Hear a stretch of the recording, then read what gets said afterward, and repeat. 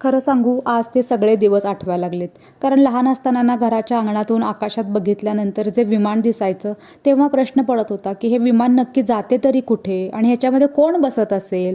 त्यानंतर इंजिनिअरिंग झाली, नोकरी लागली आणि मग त्याच नोकरीच्या निमित्तानं आज मला संधी मिळाली अमेरिकेला जाण्याची. अमेरिकेला फक्त गेलेच नाही, तर तिथलं सगळं काम वगैरे संपल्यानंतर जो मला वेळ मिळाला, त्या वेळामध्ये ना मी चॉकलेट हे वगैरे खरेदी केले.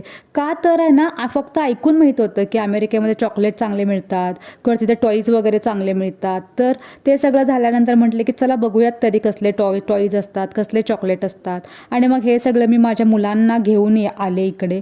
तर ह्याच्या पाठीमागची भावना ही खूप मोठी आहे, कारण हा प्रवास छोटा नाही आहे. कारण आपण छोटा असताना जे स्वप्न बघितलं होतं की विमानामध्ये बसून अमेरिकेला जाणे आणि मग तिथे जाऊन सगळं तिथलं जे सामान म्हणा किंवा चॉकलेट सगळे आपल्या मुलांच्यासाठी घेऊन येणे, ही भावना खूप मोठी आहे आणि ह्याच्या पाठीमागची कहाणी पण खूप जास्त मोठी आहे.